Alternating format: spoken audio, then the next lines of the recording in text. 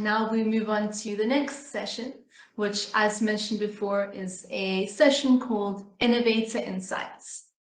During these 10 minutes, we give the floor to the leaders of our portfolio companies, the innovators of Africa, to share some insights with us that they have gained over the course of their life, but essentially their professional lives.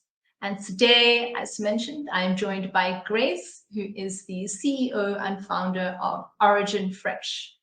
Origen Fresh is an agricultural, agro-processing company based in Nairobi, Kenya. And I am absolutely delighted to have her join us for this next session called Innovator Insights, and can't wait to hear what she's going to be sharing with us today. Welcome, Grace. Thank you so much, Kim. Lovely to be here. Yes, lovely to have you, and very, very excited to have you joining us from Nairobi today. Thank you. Pleasure is all mine. Pleasure is all mine.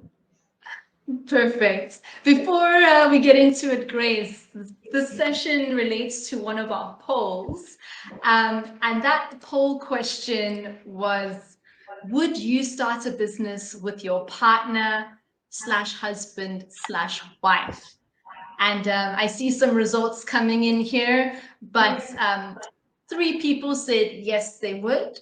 1 person said no, they wouldn't. And 5 people have said, think very carefully about that. So thank you to everyone for filling out the poll. And this question relates to the Innovator Insights from Grace, because Grace, you started your business with your husband, Patrick. That's correct, yes? Yes. Yes. And so I'd like to take sort of the next 10 minutes, 5 to 10 minutes to chat a little bit about that and yeah, how it's going. So I see 1 person there being a bit more honest and also saying no, they wouldn't. So Grace, you started Origen Fresh together with Patrick. Can you explain a little bit more about why and how that decision came about in the beginning? Fantastic. That's a lovely question. I'm always excited to answer. I think it started, first of all, I met Patrick where I was working before we left to be entrepreneurs. And he was my boss. And we quickly realized that he was coming to me for insights constantly. I was actually in another department. I was not in his department. So I told him, if you want to come for me for any more insights, you just have to hire me. I can't continue giving out insights for free. So 3 months down the line, he hired me and we began the agribusiness department. This, I think, was about close to 7 years ago. One of the things we quickly realized was we had a very big passion for agribusiness. It was extremely clear from the onset. And without knowing, we jointly had a vision to venture into business. It was very clear from the onset. So fast forward to where we are, I think my relationship with Patrick is a little bit different, because in most companies and in most scenarios, you will see that it is the man who is the CEO, and then the wife is either the deputy CEO or a managing director or something. But in our scenario, it's very clear. I'm the CEO and he's the director in charge of innovation and new product development. So I think, 1, he's my best friend. I wouldn't have achieved what we have achieved so far if we were not working together. And then the key question, I think, for me is, how then have we managed to reach here? I think it's very important to, 1, understand what are your strengths and your weaknesses. My strengths are in management and leadership. Patrick scores 0 in that. Patrick's strength is in research. He will sleep at midnight researching information. Tell him to research about anything. Tell him to, sort out situations, sort out things that are happening wrongly. Currently, we're installing new machinery in our new factory. And I remember we had just brought in an extremely big boiler, which had delayed at the port for 2 weeks. And I remember calling him and asking him, where are you? he told me he's on his way to the factory. I told him, where you have reached, just divert and head to the airport. Someone is sending you your ticket.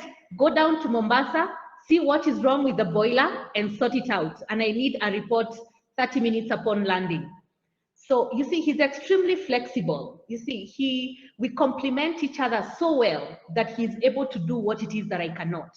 Again, we have been launching a new factory, constructing a new factory. He leaves the site at midnight. You see, something I cannot. By 6 p.m., I'm completely down, I'm completely tired, I leave. And he's so comfortable just staying there till midnight. So I think understanding our strengths and our weaknesses has really helped us a lot. Number two, we respect each other's roles. I think he has learned to respect that. When it comes to the company, Grace is the leader. So now, knowing that Grace is the leader, that does not mean I leave him out. I still seek a lot of insights from him. So for example, again, and I think it's still going back to understanding your strengths and weaknesses. He's very good in IT-related matters. So my IT officer brought a whole investment budget on the things that we are supposed to invest in. And I told him, I'm not going to approve this payment until Patrick signs it, because I know Patrick is very good in IT. So when Patrick reviewed it, he brought down the budget by around 1.5 million Kenya shillings. I mean, I would have signed that, but you see, the fact that we're working as a team, at the back of my mind, I know what I don't know, Patrick knows. So, and I think it really narrows down to working together as a team and knowing your vision. We both share the same vision, and we have set such high targets for our vision that we really cannot afford to joke around. So we respect each other's roles. And when it comes to new product development, I absolutely have no interest in research. That is not my docket. However, if he proves to me that it can work, I am in, and I now get into the numbers. What are the numbers? So one of the things Patrick has been doing, we're in the avocado oil business. So one of the things that really disturbs us is avocado waste.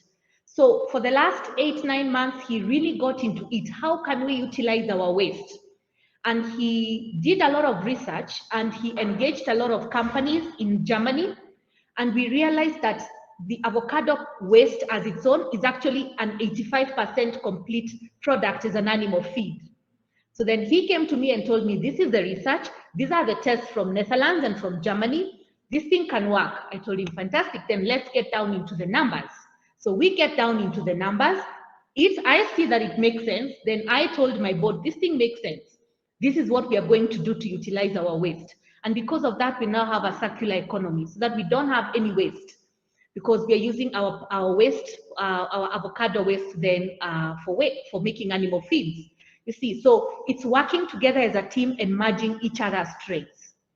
Something else that has really helped us is setting up controls. We have serious controls, and again, we don't play around with controls because we share the same vision. And we have put such high targets for our vision that we want to achieve them. So for example, Patrick is a director in the company, but he cannot initiate any payment. I am a director and I'm the CEO, but I cannot initiate any payments. It's not our job to initiate payments. There's a whole finance process. Our job is to approve. And I only approve after the finance manager has reviewed. You see, so we have serious controls, and these controls cannot be broken at any one point in time. I can't tell you the number of times, especially when we were starting up and the company has money and our cars don't have fuel, for example. And we really had to compromise. For example, not using 2 cars, we use 1 car. Why? Because we need that money to buy fruit. And these are things that a lot of business people and a lot of investors go through. You see, so we have some serious controls which cannot be broken at any one point in time. Yeah, I think at the bottom of it all, what has helped us is having a shared vision. We have a shared vision. And anytime one of us is lagging behind, when I see him lagging behind, I tell him to his face, you're lagging us behind, and that is wrong. When he sees that I'm stalling some things which I don't have a justifiable reason for, then he tells me you're lagging us behind. You see, so we are constantly reminding each other of what our vision is. We are constantly sharing with each other what challenges we are going through. Like last year when we had some serious working capital problems, you see, we would constantly ask ourselves, what exactly is the problem? What exactly is the problem? And I remember one of the things, and we still fight, and we do fight. And for me, fighting is really not about shouting or doing like that. It's fighting is good because it shows you have a different opinion, you see. So you bring out the opinions on the table with a clear understanding on what is the best for the company. You see, the moment you have that, then it sorts out everything completely. So one of the biggest fights I think we had last year is I really wanted to be in production and we didn't have working capital. And sometimes I would have to go to Shylocks to get working capital, and the interest was very high. And Patrick would say, Grace, you're extremely overambitious. If you are not ambitious, we would just wait for the clients to pay us deposits. And then once we get the deposits, we proceed and buy the fruits. And it was quite a tussle because at the end of the day, I want to pay my staff salaries at the end of the month. And I know that even if I don't have working capital even for a week, it delays us significantly. That's the difference between doing one or two containers or not doing any containers at all. And competition is stiff, completely stiff. So where we are unable to completely agree, we call our board chairman and we ask him, board chair, we need to meet. Whether it is midnight, so we say we are meeting for breakfast, and then he listens independently. Again, the question is, what's for the benefit of the company? The moment you have a shared vision, it sorts out a lot of conflict. So the chairman will say, what is for the interest of the company? And then based on that, we really come up with a solution which is on the best interest of the company, you see. So understanding your strengths, respecting each other's roles, setting up clear controls, having a shared vision, and of course, we enjoy working together. I have to tell you, we enjoy working together. So for example, if I'm extremely tired and I tell him I really want to eat meat, where the factory is in a place where we have a lot of Maasai. So there's a lot of people who rear goats. And he says, fine, let's go out for lunch. You see, so we really enjoy working together. We genuinely enjoy working together. And you see, and that is what I would say has made us reach where we are. So we are hoping that based on this, and it's a learning process, we are continuously growing, we are continuously evolving, dependent on the growth of the company, and we are hoping for the best.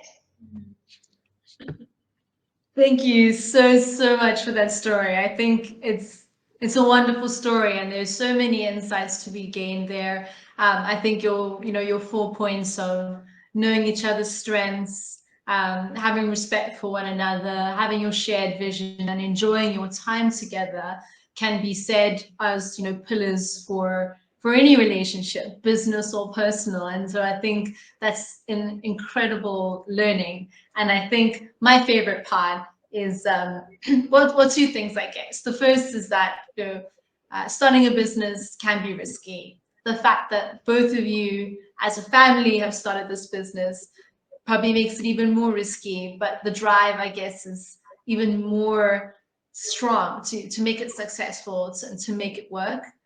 And then the notion that startups or family businesses are informal or scrappy, I think that's absolutely not the case, as you very much explained.